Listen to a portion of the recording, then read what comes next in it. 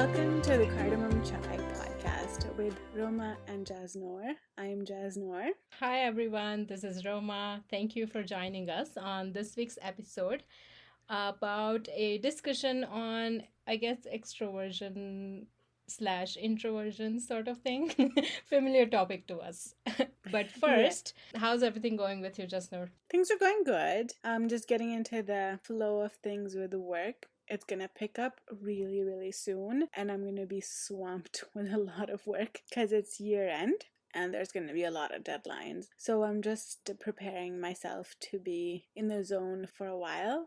I think I've been on top of things, so I'm not nervous about it. Prepared and ready to go. Being in the field that I'm in, January to like March, April, I would say, is like the Mm, busiest time. And it's been so many years that I'm just so used to doing that. That mm, it used to give me anxiety beforehand. Like all of my December holidays, I'd be like, oh my God, I'm going to be so busy come January. I'm going to be so busy and mm, I'm not going to have time for anything.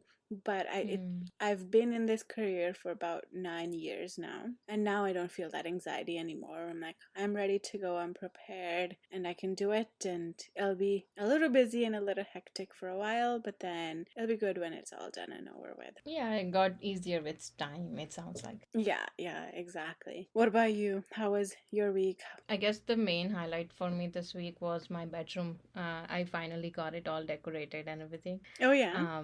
Yeah, so it's looking much more decorated yet simple that I needed it to be. I stuck to my boho slash modern slash minimalist Oh style nice. that That's I was awesome. going after. Yeah, so that's what occupied me actually this past whole week. Yeah, just going to places like IKEA and HomeSense and everything and purchasing things. And yeah, I found in HomeSense, I found albums. There's a HomeSense by Costco on the exit of 17th. Yeah. It's a new one, so we ended up going there, and they have albums like how they used to have back in the day in India. Yeah. I think our parents would have probably had like marriage pictures in those types of albums with like multiple pictures, like actual physical photos and everything. And that excited me so much that I was like, wow, because I'm a huge collector of pictures, and I like to take pictures a lot. I have a Polaroid, so I collect pictures that way, physical photos, because I really want to. I guess my whole thing is with pictures is that I want to collect as many memories as I can, so that by the time I'm like 80 years old and I have nothing else to do in life at that time, and I'm just sitting, I can look at my pictures and just think about those like good days and stuff. I don't know, like it's a good thing. Obviously, everyone probably thinks the same way about pictures, but that was pretty much the highlight of my week.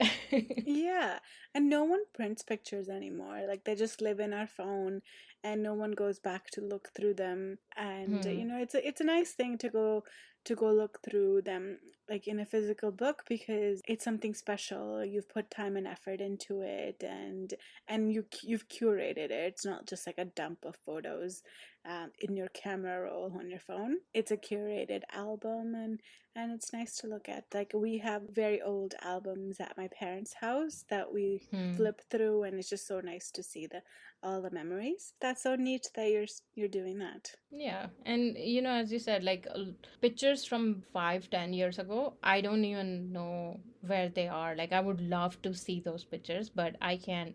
I probably don't have those phones and none of those things because at that time, all of this phones and taking pictures in the phones and everything was such a new thing at that time that it's all gone, man. Like, all those memories are gone. As opposed to, I would have still memories of like 30 some years old. For example, my parents' wedding, just because they had physical photos back then. Yeah, exactly. Yeah. Anyways, do we get into the topic? Yeah, let's do it. So, a little bit of an introduction to the topic. As an introvert, I find myself in a lot of situations, a lot of social situations that are difficult or too much to handle. And if given the choice between going to a party or staying in, I would always pick staying home. But I know you are also an introvert and you're really good at being an extrovert when the situation arises and you enjoy hosting and networking. So I thought this episode would be a good time to ask you how you do that and what advice you have for all of the introverts out there that find social situations difficult and anxiety inducing. So I want to get your initial thoughts on that. What do you think? Maybe I'm just wearing a mask or something, Jasnoor. You don't know. That's true. That's true. Maybe Yeah. I'm great at faking things.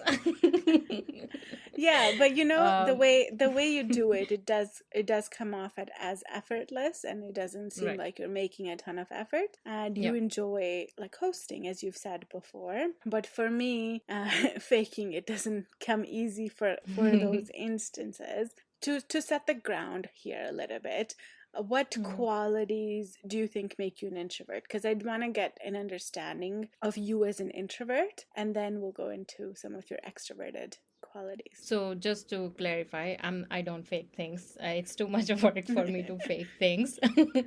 That's more work than being real for me. So no faking here. I do genuinely put efforts into becoming an extrovert when needed. So to answer your question, I guess the qualities I would think of that would make me an introvert is one of the ones that come to mind right away is listening more than talking and being more observant. Yeah. So I know on podcast we talk because that's the purpose of a podcast, and it's you, so I can talk with you. So that's not a problem. But I'm genuinely like, if you were to see me or observe me outside in public, I am more of a listener than the one who would put her hand up to talk. Yeah. Not looking to be the center of attention, or rather just being okay not being the center of attention. That's also something that would make me an introvert. I always seek deep connections or intellectual conversations rather than superficial things. Like, obviously, in a practical basis, you would still have superficial friendships or conversations, but that's not who I am. So my true self is always looking for deep, meaningful connections or conversations. Usually, small talks stress me out. That's Yeah. also one of the qualities of me as an introvert. Usually, before meetings and all, I used to, now I have a list written down, but I used to Google questions that I can ask to I carry like some small talks. I remember that. I remember you doing that in university. I can definitely attest to all the qualities that you've said and be like, yep, that is what Roma does, and bang on. Yeah, and like usually it just exhausts me so much to like have to do small talks, simply because they're I see them as a way to kill silence, and I don't mind silence. Like I Mm. can be silent for hours and days even if needed, and just being okay with my own company and everything. So these are some of the qualities that I think make me an introvert. There's a book by Marty Olson Lenny. The book is called The Introvert Advantage. In that book, she explains what introversion is. She says that the words shy or antisocial, they do not define an introvert. Introverts are normally those people who prefer less stimulating environments and need to recharge by spending time alone, Mm-hmm. right? So this is literally like a book Yeah. definition of who an introvert is. So like usually it's known as like, okay, introverts are someone who's antisocial and they're shy people. That's actually not the like introverts could be someone who can totally lead a whole company if needed. They can speak in public, and all these things will refer to in the episode today. But that's why I didn't mention all of those things, like being antisocial or shy. Or I'm not a shy person. Like that doesn't Mm-hmm. make me an introvert at all. And Yeah. I'm not an antisocial person either. Even before, like I was not really an antisocial person. But I remember in university, I've spent like hours sitting in the library by myself and being completely happy and content with it. Yeah. It did not bother me at all. I love that point that you've made about, introverts can be leaders, they can take charge, and they're not antisocial, because I totally agree with that. I would classify myself as like very, very introverted. I love Mm. spending time alone, and I don't enjoy a lot of social interaction because they're not deep and meaningful. And I'm a manager at work. I lead people. I Right. talk to people. I lead meetings, I give presentations, and it's a quality that I've built towards and worked on, and it comes naturally now. But I wouldn't Hmm. say that I've become an extrovert just because I've developed those qualities. I would Right. say I'm still an introvert through and through. But you can hold some qualities that would typically be extroverted even though you're an Hmm. introvert. So have you always been an introvert, Roma? All my life, always.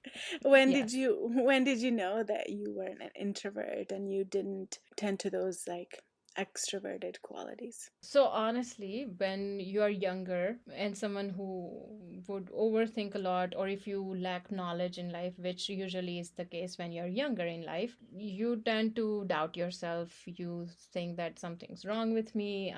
You label yourself as antisocial or shy and all that. You don't know the meaning, like you don't even know what the word introvert is and everything. Like back in the day when we were like, growing up, I don't think this was a thing. Like it was like, Yeah, okay, she's a shy person, or she's so antisocial, or she's always quiet. Like, why yeah, don't you smile? Why don't you talk? Are you okay? Like, these were usually the questions that get asked to you. yeah, And then when these questions get asked to you and you're feeling a different way, because if I'm quiet, I'm usually just a happy, right? So when I get asked that, hey, something's wrong with you, I usually question myself. I'm like, am I not right? Like, it's something wrong, right? And I actually started reading more and more about introversion and extroversion to learn more about it. yeah, And this book that I'm referring to is one of the first books that I actually read, where I read something about what an introversion is and how that's actually not a negative thing. It's not a bad thing. It's like comparing day and night. They are two different things. They have their own beauty. When you really start doubting yourself and you get labeled these things and you start seeking answers for yourself about these things. So I don't have a particular day or a particular age in mind when I realize that, hey, I'm an introverted person, but I've always known myself as a quiet person. I've always known myself as someone who doesn't like loud noises, or someone who doesn't like confrontations as much and all that. So that's when I started like learning more about it, is I guess probably when I figured that, hey, there's two categories of people, and obviously there's also ambiverts, which is a combination of both. Do you think you would be a combination, or you're just an introvert? I think I'm a combination. I could be an extrovert person, if needed. Mm-hmm. If in a situation, if that's needed. I think the first time I actually realized, and it sort of helped boost my confidence, was back in university. Remember, there was a tax program that we all were volunteering Yeah, for, yeah, but then I had volunteered for it a year ahead of you guys, and then the second year when you guys joined that program, I applied to be the lead yeah. in it, Mm-hmm. and they picked me as a lead. And I was the one giving a sort of like an introduction or something in one of the training days that Mm-hmm. everyone had. And it's a funny incident. I don't know if you remember this, but there was a whole line outside the ballroom in Mac Hall basement. There is the ballroom, right? So there was a whole line up outside to sign people in, and I was Mm-hmm. just casually just walking, and walking pretty fast wearing heels, and Mm-hmm. I slipped right outside in Oh, front of all these people that I was supposed to address to on stage, like in the next, like after like next 10 minutes or something like oh that, when the wow. session would have started. Anyway, I go in there and I get on the stage and I joked about it, that I know you, like some of you guys saw Oh my God. outside. Like it was funny, but like it was fine. Like everyone laughed and Yeah. everything, and I was so fine just talking in front of people and all. And that was the very first time I had done public speaking as well. So I do consider myself an ambivert, because when it's needed, I could be one. I can initiate a conversation if it's needed. If I'd see a quiet person, I'd go up to them and talk to them if they're, because I would assume that they are an introverted person like how I am. But because I can go up to them and talk to them, I will. I am good at networking, or that, not good, but like I like networking. Like I don't mind it. I have now gotten better at conflict resolution or confronting someone, attending any event with full energy. That was also a struggle, back in the day, all of that. So, things like that is where my extroverted side is, that usually comes out when needed. Even though I don't really enjoy being the center of attention, if I have to be the center of attention, or if I accidentally become the center of attention, I am okay with it as well. Another thing would be like learning to communicate in a social group setting. That's usually a challenge for some introverts. At least it was for me, because I really like connecting with people one on one. Yeah. There's a huge benefit in it when you connect with someone one on one. It has to be deep conversation, cannot be anything else. If you like that person, if you are talking to them for a long time, and if you're trying to build a connection, then it would be a deep conversation too, right? So Yeah. these are some of the qualities that come out when needed. So I would consider myself a combination. Yeah, I can definitely see that. And as you're talking and giving these experiences, I can see like it's stemming from self confidence. Like you have self confidence in yourself to be able to do these things and step outside of your comfort zone, or take on those qualities of an extrovert, because you Mm. believe in yourself and you have that self confidence that it's not a big deal. It's not something that I would normally do, but I have no issue doing it because Mm. I trust myself. Yeah, just taking that leap of faith, right? Why not? Like, don't want to regret it later, just Yeah. because I'm quiet, or just because I might lack the confidence or something. Have had my fair share of regrets from the past just because of this one quality, right? So I've Hmm. learned to get myself out of it. So Roma, I have a question for you. How do you navigate social gatherings without getting overwhelmed? Because when I'm in like a social setting and I don't know anyone, I tend to Hmm. be very reserved and I don't talk to a lot of people. Like if I know one person, I'll just cling to their side and just not let them go. And and if they're gone to the washroom or something, I'll like pull my phone out or pull a book out. I take a book to like social events. I get so overwhelmed. You were talking about like in like a group setting and having like discussion, and when they Hmm. do this thing about, oh, let's go around the circle and everyone say like a fun fact about yourself. My heart is like beating out of my chest until they get to me, Oh. and I'm just like thinking about like, this is what I'm going to say, this is what I'm going to say, this is what I'm going to say, and not paying attention to what anyone else has Anyone said. else? Yeah. Oh God, that's so relatable. Yeah, yeah, exactly.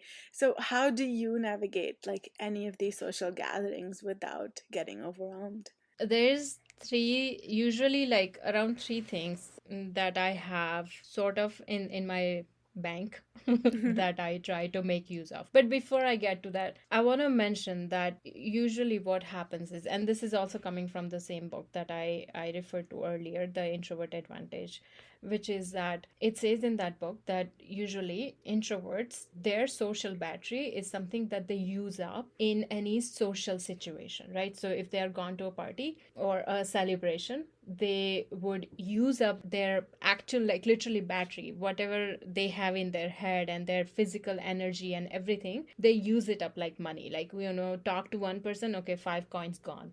Talk Mm, to 5 people, 5 times 5, 25 coins gone. Like, by the time you reach zero, like you're literally counting down. Extroverts, on the other hand, they actually fill up their coins as they are meeting more and more people. So yeah. it's completely opposite that way. So man, like, just based on that, like, I have to, one of the things that I usually do is, just know, I only hang out with people that I like.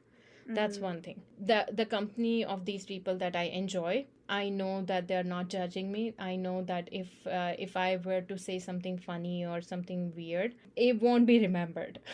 That's one thing we have, like, that we worry about, that hey, like, like, how is that gonna sound, and they'll, like, what are they gonna think of me and all that, right? That's one thing, hanging out with people that I enjoy company of. But the times when you don't have that choice, I would use my day to charge me, basically. That's one of the things I actually do genuinely, is the day before or the day off, I would actually charge myself. If I would follow my morning routine, I know I feel accomplished and that makes me happy. And I know that that would somehow like make me feel content and calm. Or for some people, it could be sleeping, just catching up on sleep. That's literally, you're getting yourself more energized that way. Or it's just relaxing, just being a couch potato and watching TV or reading a book or whatever, right? Like whatever works for you as a person to like charge your batteries up. Yeah. Even if it's like playing with your child or playing with your nephew or niece just because they are so cute and it just fills up your battery, right? Yeah. These are some of the things that I actually genuinely do. And I guess another thing that I somewhat have is, if I cannot do any of these things, then I would do something that's it's like looking forward list. So I tell myself that after this, if I get through this, then I can get myself ice cream, or I can go watch this movie tomorrow, or I have the whole morning tomorrow to spend on the things that I love doing. I just have to get through this one event. Yeah. I think these are some of the practical things that I actually do. And I'll give you an example. So there was a work event of my husband's company a while back, and we had to attend it. And it was the first time I was meeting all his co-workers and everything. And I am like you, genuinely, like I went with him, and he likes talking to people. He doesn't get drained by it. He can listen to people, he can talk with people and everything. He's not an extroverted person, but contrary to me, he doesn't have a social battery thing calculator somehow. It doesn't get drained. I, on the other hand, my battery does get drained and then I'm tired, but his is not like that. So he can talk to people. He finds happiness in talking with other people. So, like it's his work people. So he was obviously, just networking with everyone and all that. And there were like the co-workers' wives there as well. So I went up to them and I introduced myself and I started talking to them about, what, like literally making small talks and everything to get a conversation going, and somehow trying to find one point that I can expand more on, that I can talk about. But if it didn't happen, then I didn't stretch it either, right? You would usually try to talk in a group of people, and if with one person, if there's nothing to connect on, you talk to another person and something like that, or you just introduce yourself and you move on, like without feeling guilty. That's genuinely just what I did at that time. But yeah, like before that, it takes a lot to prepare yourself for a social gathering where you don't know anyone. Yeah, and to interject here, I love that you did that and you tried to talk to the wives and everything. Yeah. Because all I can think in my mind is, if I was in that situation, yes, we'd be in a group of people talking to each other. I'd chime in here and there. And if they ask me something, I'll answer it. And then I'll just go back with my husband on my merry way on to the next thing and not leave his side. But in my case, the thing is, I didn't have my husband's side because he was a social butterfly, just going from this person to that person. So I lost him somewhere. I'm like, okay, what do I do now? What do I do now? Yeah, in that situation, what I do is, time for a bathroom break. Go to the bathroom, and then maybe come back like 15 minutes later, and then find a spot to read my book.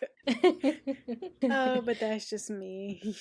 No, but the charging of your battery really helps beforehand, because then you literally just have a pep talk with yourself, man. You just go like, look, I know you don't like this. We have had our social battery all full. You did all the things you love throughout the day today. So you have enough of battery, okay? So now just show some interest in people. Try to get to know them. then yeah, like, I mean, I don't know, that's normally I just go about my days. If I don't have an option of whether I can cancel going to this event or not, I just work on charging my battery. I'm optimistic. Sometimes I'm like, oh, I've been invited to this social event. I'll say yes, it'll be fun. And then as it gets closer to the date, I'm like, oh, can I cancel this? Can I say no? Can I cancel? If it's in my power, I will try to cancel it, and then my husband will talk me out of it. Like, no, you said yes. And then it's usually fine. Earth hasn't shattered. Nothing has exploded. I'm fine. And then when I get to go home, it's such a relief and charge my battery. But if I were to think of you from a third person perspective, you actually come across as a friendly person. Like, because you always have a smile on your face when you go to someone's house or something like that, right? Like, I can imagine you being in social situation. Your body language is very confident. Like, you show confidence through your body language a lot. Yeah. So usually if someone doesn't know you, they would be happy if you would talk, actually. Yeah. So honestly, I haven't really noticed you being nervous or any. You have always been out there actually talking. So that means you have been feeling all these emotions a lot within yourself. Yeah.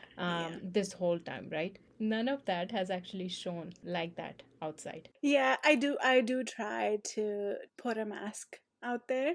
And if I like you, if you're a friend, then obviously there's no problems. I'm never going to have that issue. I do have this issue when I'm going to places where I don't know people. So I know you've seen me in situations where I've known you and I've known most of the people, or some people, and then I'm comfortable. Let's say it is like a work event for my husband's work, and I literally do not know anyone except my husband. That makes it really nervous. Like, we get invited to events in our neighborhood by like these neighborhood families, and my husband is like friends with all the neighborhood guys. It's wild. And I know of these people, like I've spoken to them here and there, but we get invited to them. We get invited to these neighborhood events where all of the neighboring houses are invited. So I know these wives, because I've spoken to them before. In those situations, I'm still not comfortable with any of them because they're not my friends.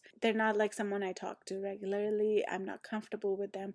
And in those situations, like, it is really anxiety inducing for me to go to these situations because I don't have someone that I have a real connection with aside for my husband, and he's usually busy talking to all these people. In our communities, usually men and women are segregated, so then he does leave me all alone. I'm like floundering here trying to figure out, okay, who do I talk to? Who do I interact with here?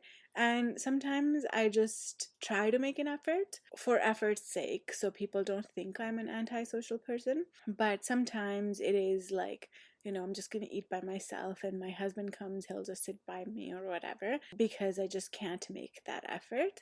So I think, Roma, you've seen me in positive light too much. You haven't really seen me in uncomfortable situations because I don't normally put myself out there.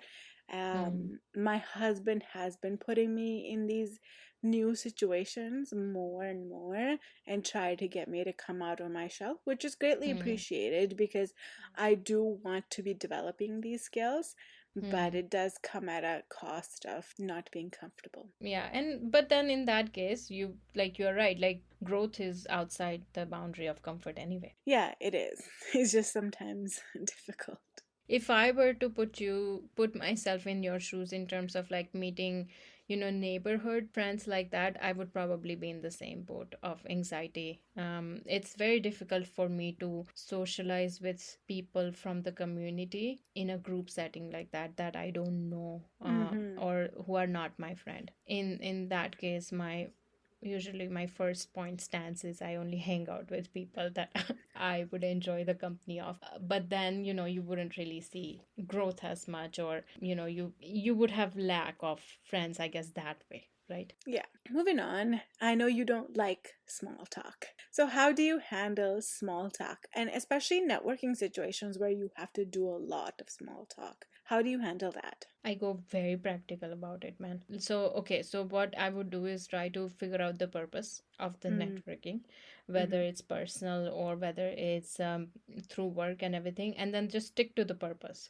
So, get to know the information of the other side, share necessary information about you, and then try to build a connection. If it's work related, then stay professional and stick to the purpose. If it's Yeah. personal, then I would try to be strong and share the first layer of my personality, and there's probably like 50 more and then 5 more hidden, so it's not like going very deep, but like, getting stronger in terms of sharing a little bit about myself if it's personal. But I go very practical about it when it comes to networking, because the Mm, word networking is usually utilized in terms of work in yeah. professional life. I mean, if you have to do it even, friends wise, or trying to make new friends, like how we, our last podcast on, one of the last podcast on making friends in your 30s, right? Like if you're trying to make a friend that way, then even then I would still try to go practical and Yeah. go like, okay, I'm trying to make a new friend.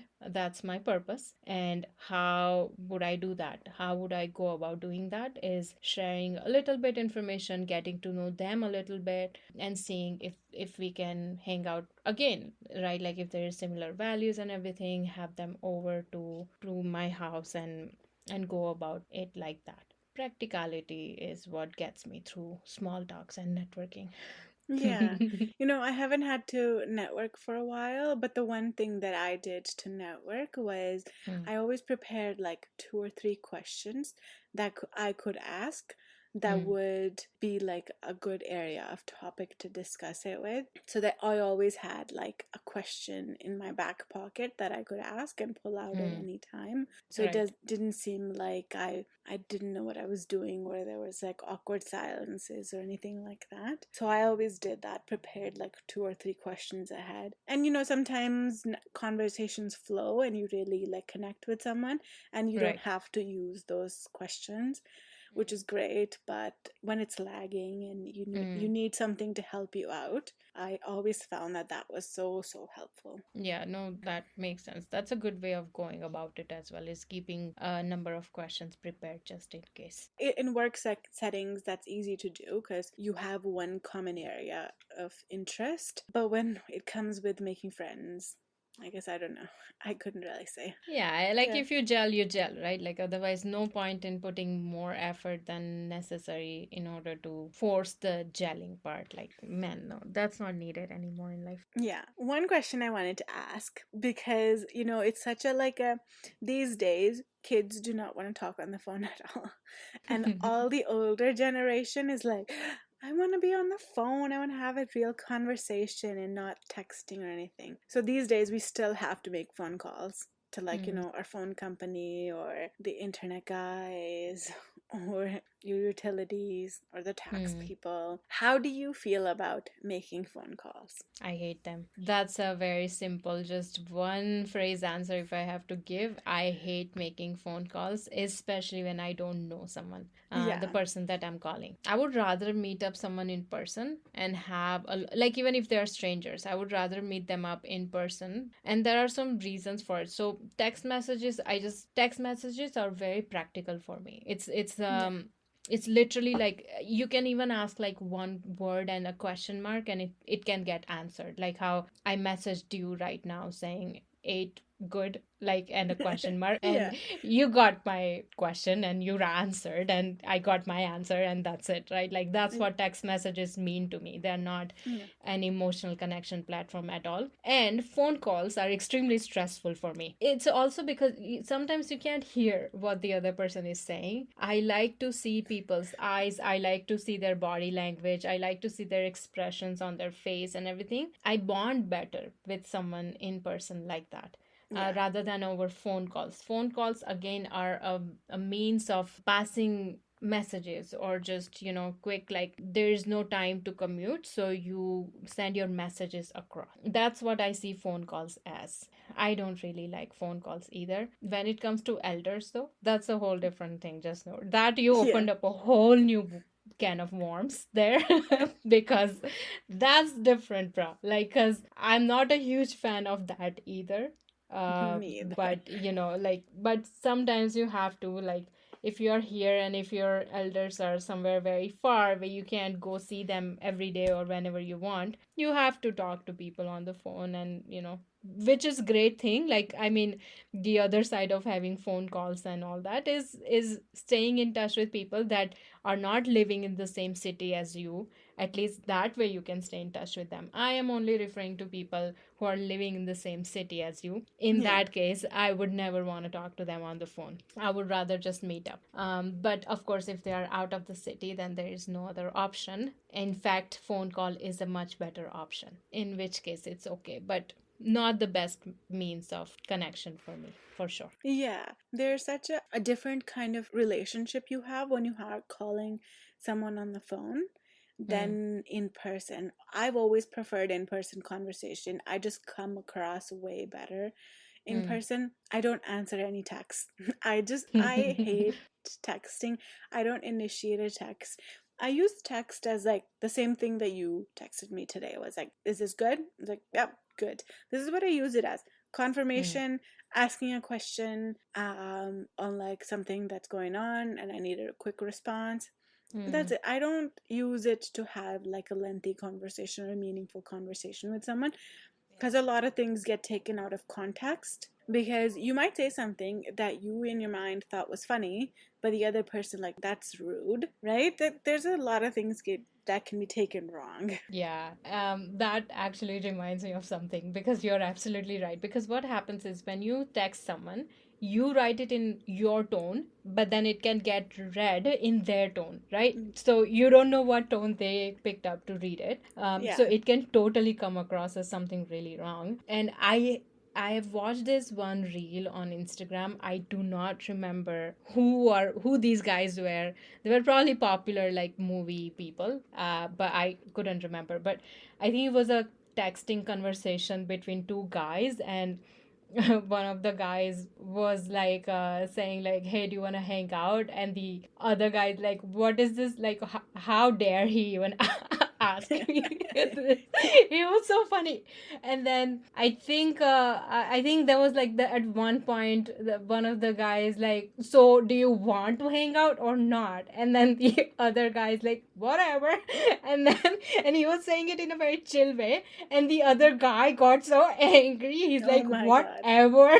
Like, what do you mean whatever? Like, it was funny. I don't think Yeah. I'm saying it right, but when, if you were to actually watch that video, it was hilarious. That's a Yeah. great example of how your text messages can actually be read in a wrong way, especially when the other person doesn't know you, right? Like, so I don't know, Yeah. just Yeah, exactly. not our cup of tea. But phone calls specifically, my husband he likes to make phone calls and he Mm, likes to do like video calls and FaceTime and everything. mm, So when we first started like talking to each other, he would always want to be talking on the phone rather mm, than text. And it was a long distance relationship at first, so mm, it was the only option was a mm, text or a call, and he preferred phone calls. So he would get me to actually call him or, pick up the phone. And I got used to talking to him on the phone. And it became really comfortable for me to talk to him on the phone. mm, But that was a relationship that I wanted to make an effort in, and it became so much easier. But he also wants me to make phone calls to like relatives in India. My parents also want me to make phone calls to them or relatives in India, and it's something that I find so difficult to do, to pick up mm, the phone and call someone. Like, I know that's just pressing a button. For me, it's like just mentally so difficult to do, mm. and I'm like, I just can't make the effort of making a phone call. And if I could pass on the conversation that needs to happen on a phone to my husband, I will do that. I'd be like, can you call the utilities guy for me, or can you call the phone service for me, Mm, because I just do not want to talk on the phone, but I will obviously do it if I have to. mm, The only exception of that rule is with one of my close friends. She lives in another province, and she's not a great texter either. So we're both terrible texter, and we're just really not that great at talking to each other. But when we do talk, we talk for a long time. So I will I will call her up randomly in like the middle of the day, or like when I'm driving home, and she'll pick up and we'll have like a half an hour conversation. And if she calls, I do the same. I pick up and we have a half an hour conversation. And that, I guess I'm not obligated to do that, and it's just whenever it strikes me that I want to talk to her, I'll just do it. It makes it easy for me when there's no expectation that someone's waiting for my call. Right. There's no expectation that we're going to have a call that's going to be this long. It can be 5 minutes or it can be an hour. It doesn't matter. When there's no expectation attached and you just want to talk to someone because you miss them and you want to talk to them, I think that's when it's easy for me. But when there's so many expectations around it, like you gotta have this conversation by this time and you have to do it, and it's just, I'm like, no, I don't want to do it. It's just not for me. Yeah, no, I can totally relate with that actually, because it's also very difficult for me to talk with relatives or just, call them up and everything. But you know what? How I trick myself is I literally take the phone in my hand. I'd open up their WhatsApp or their phone log or whatever, and I just have my finger is ready at the call button, and then I just I just press it, and I'm like, okay, nothing can happen now, like nothing can be done now to like reverse this action, so let's just put the phone on the ear and start talking, like this will be done, just it has to be done, so that's how I trick myself to do it. Otherwise, I would never do it. If I'd be nice to myself, I will never do it. But yeah, like when there is no expectations, then it's easier, because one of my friends, she lives in the US, and I always video call her, and it's the same thing as you mentioned, right? Like I don't have to think about it. Like I can call her at any time of the day. She would pick up, not pick. If she's like occupied with something, she won't pick up, and I'm like, okay, whenever next time. Like it's like there's no like agenda of, okay, I have to talk to this person, I have to call them, and I have to talk to them at least, like, do some small chat. Like there's no small talks with that friend, right? So that's one thing that's gone, right? Like we genuinely ask things to each other about, and then we would literally go like, okay, we have something to talk about, the other person also knows it, but none of us would ever like ask that, hey, like what's, because we like to give each other space like that, because we both know something's up, right? But we would give the other person the chance to share or start sharing when they feel like it. Especially for me, it's very difficult, so she would keep going on and on and on and on about her day and things like that, and then I would jump into, okay, now this is what's happening, right? Like so there's no agenda of any kind, right? Like there's no expectations. So, nice. So same thing as you in that area, honestly. Oh, that's awesome. I wanna move to hosting. I know you mentioned that you love hosting, and I love it. Yeah, and this is typically an extroverted quality. So I want to know what do you love about hosting? I disagree with you in this area, because I do not believe that hosting is a specifically extroverted thing. Okay. I think introverts can be great hosts as well. In fact, I think introverts could be better hosts, because I see introverts as more detail oriented people. I see them as more observers, right? So they are great at observing when someone in their house is like looking for something, or if they're uncomfortable, then they would be better at like comforting them. They have a better sense of empathy and being nice and being very hospitable and everything. So I think it's the both introvert extrovert thing. Extroverts could be great at hosting in terms of playing games and coming up with creative like loud gestures, or coming up with like games that I've already mentioned. But like they would be good in that sense, and then introverts would be good at being hospitable, in my opinion. The reason why I love hosting is because of all the small things that go into it. For example, organizing my house, or decorating the food platter, or decorating the island with different kinds of foods. I like to experiment with foods. I like to use different plates and bowls. I genuinely enjoy, things like that a lot. So it involves a lot of those types of activities for me Mm. in order to host. So it's almost like a reason for me to host so that I can like get through these tasks and actually enjoy them. Yeah. That's my genuine response when it comes to hosting. I do think that I'm good at looking at needs of other people who are at my house. Anyway, like that's what I think. Yeah, I think where I'm coming from in this question is, as a host, you kind of have to be on all the time. You kind of have to be like, okay, the party's getting a little quiet, let me do this, or you got to be talking to everyone, or like making conversation and connection. So that's where like the extroverted quality would come in. So that's where I would think that you'd have to be more extrovert, because this is where I would struggle at, right? And so, do you enjoy doing that and having to be on all the time when you're hosting? Based on my experience so far, I do enjoy doing that just because I've always had people over that I know and that I like. Mm, That's one thing I'm lucky in terms of that, honestly, because I don't have a lot of family here or a lot of family friends or anything either. yeah, So anyone I would have over, they're literally my like very long, like old friends. yeah. So I already know them enough, and luckily most of my friends are like me. So even if there is a bit of quiet, like I would have music always playing in the background when I have people over.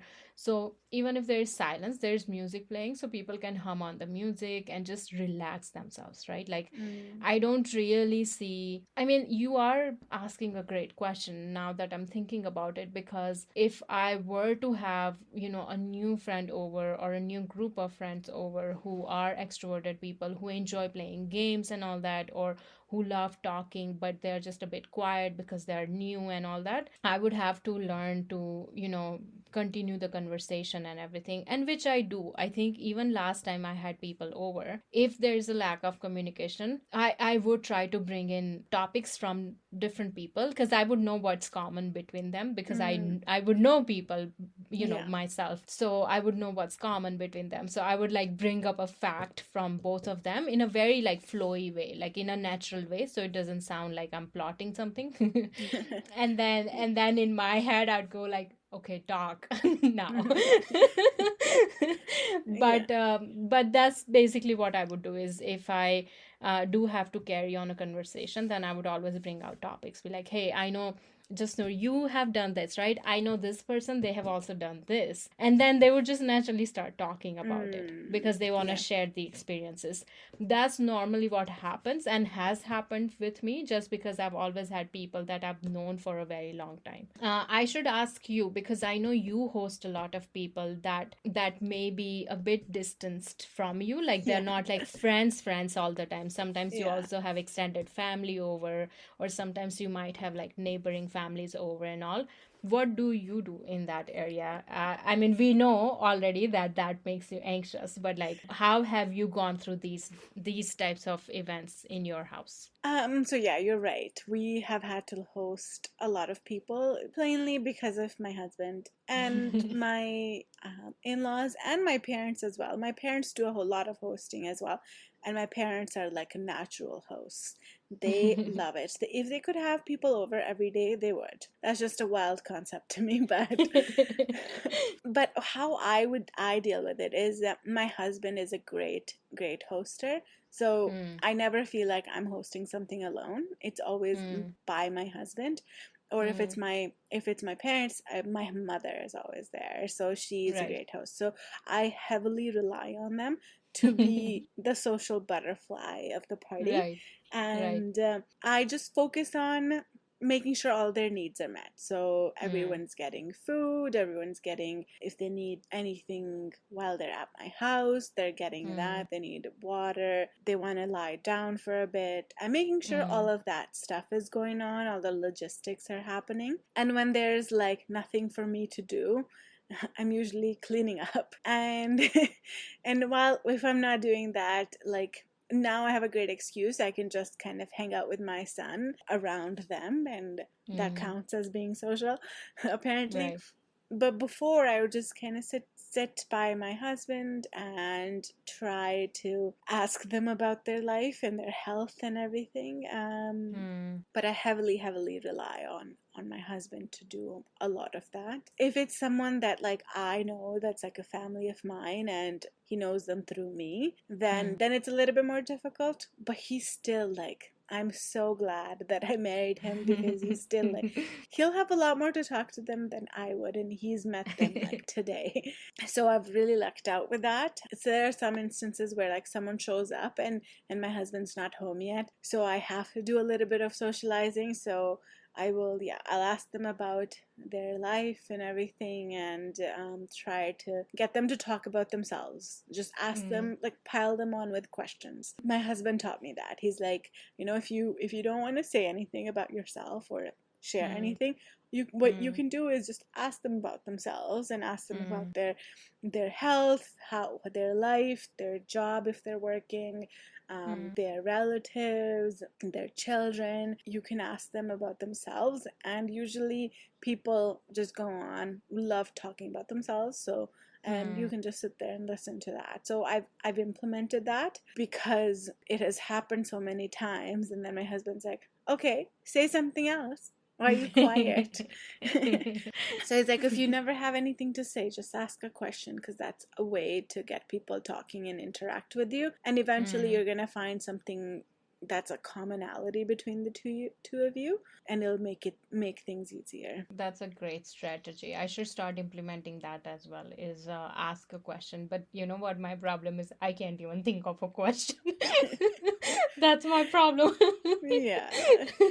But that's a great strategy, right? Like you can be prepared with questions beforehand as well, right? Yeah, exactly. Like you kind of have an idea of who's coming over, and then like you can ask them about, they've recently had an injury. You can ask them about that. They've recently gone to a trip in the States or India. You can ask them about that and things like that. So you can prepare, and I find that helps, and it makes things a lot easier rather than just sitting in silence. Because I have sat in silence before, and it's so awkward.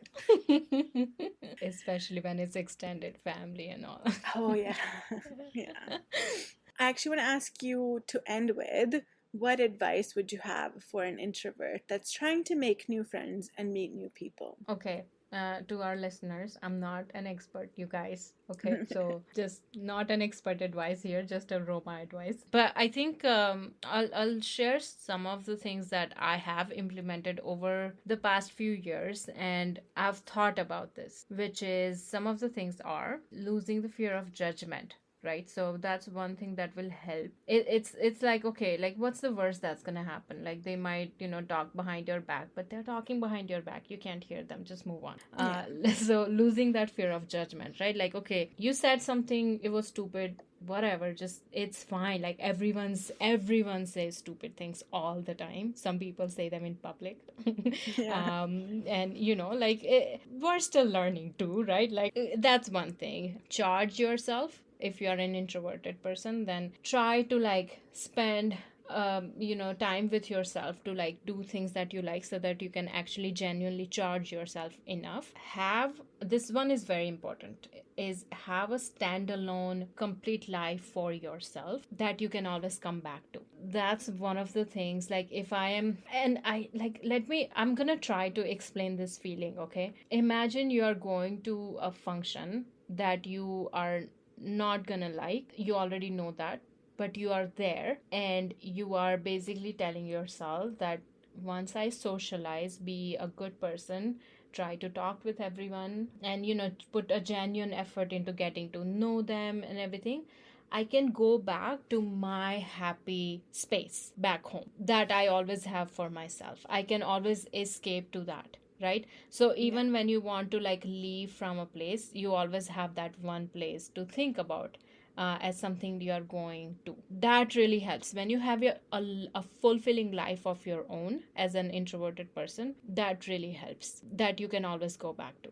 Always only have like real true friends in life. I know this is very generic, even if they're extroverts. Like extroverts, they are also real like true friends, and they could be real true people as well. But just have those like real people in your life that are not putting too much strain on you, or that are not exhausting you so much that it's so hard for you to hang out with them. But in terms of like just an advice to an introvert, just charge yourself, and all these other things that I mentioned. Yeah, no, that's really, really great advice, Roma. And it's so helpful to have a life that you love and that is complete without anyone else in it, that you're not missing. So it doesn't matter what people say, you gotta have like so many friends.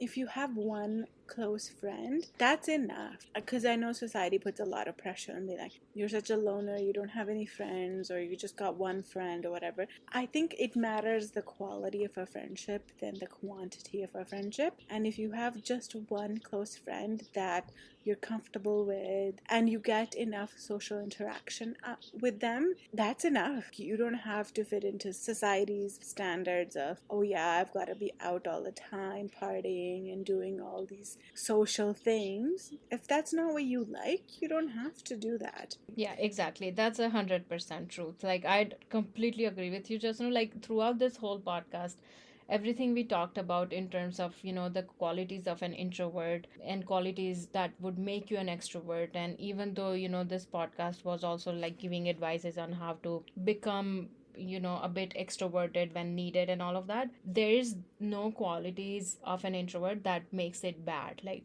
it's just a different personality, that's it. It's, as I said, it's comparing like apples to oranges. There are two different personalities. Both of them have good things about them.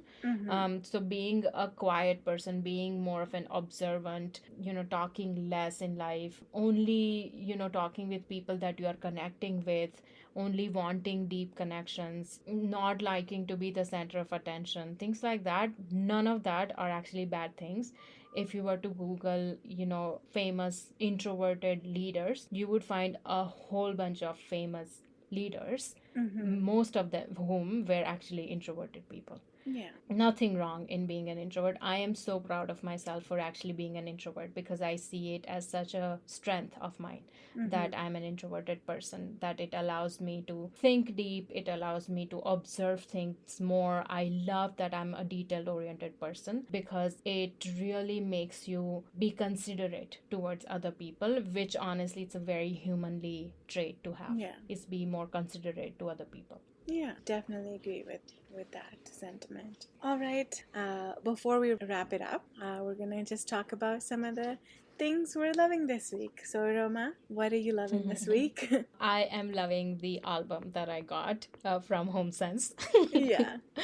And I'm loving the room that I've created. Actually, it's such a nice calming space now for me. So these are the two things. Like, I keep looking at my room and all these new elements I've added to my room and everything, and that album has taken its place in my house as well. So I cannot wait to add like pictures in it, and start actually like building that album up with memories in it and everything. So that's one thing I can't stop talking about this week. I've told this to my parents, I told this to my brother, I showed him the album, and I'm just so excited to actually start filling it up now.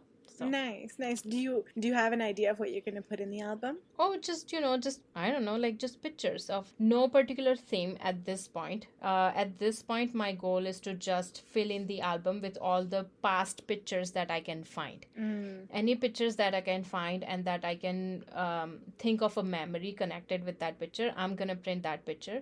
And Staples, did you know this? In Staples, you can print a 4x6 picture for 39 cents in color.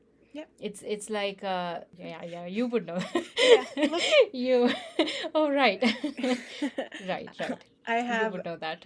I have pictures hanging behind my head of my son that were printed at Staples, 4x6, and there's so many of them. Yeah, and I'm a huge picture printer that way as well. I have my vision board right in front of me that has I think a lot of pictures. I don't want to know the number right now, but it's a lot of pictures. And so I want to just go back to my phone or anywhere else that I can find all the pictures from the past that I can attach a memory to.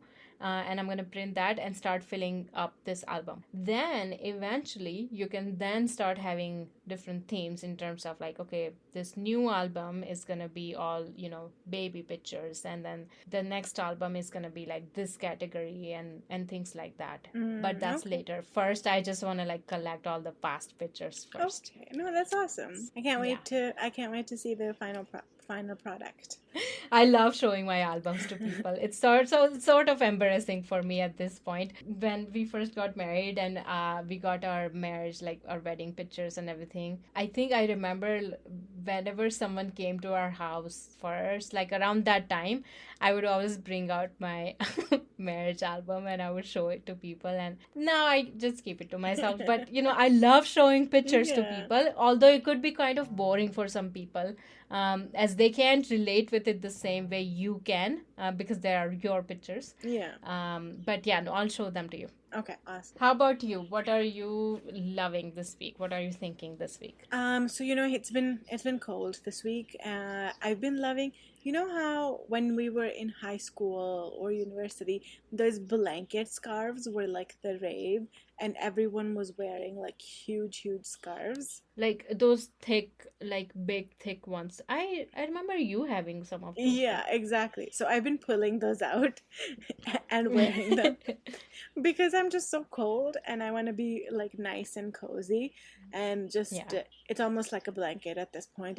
That's how big one of them is. So Yeah. I've been loving cozying up in a very nice big blanket scarf. Nice. Yeah. I for as long as I remember in university, and even after university when you used to work and all, I've seen you in those scarves a lot, and you Yeah. would actually use them as blankets. I know that. Yeah.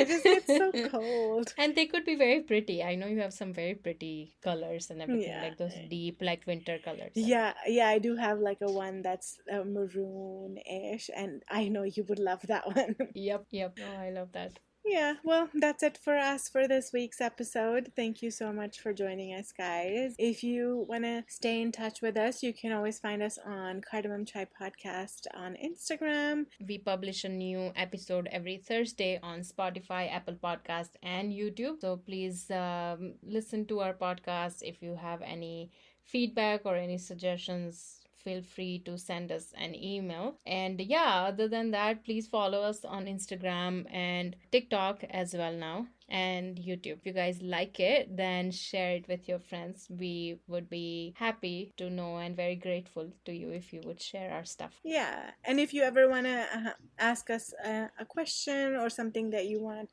answered on the podcast, you can always send us an email at cardamomchaipodcast@gmail.com. We'd love to hear from you. Thanks, everyone. Bye. Thank you, everyone. Bye bye.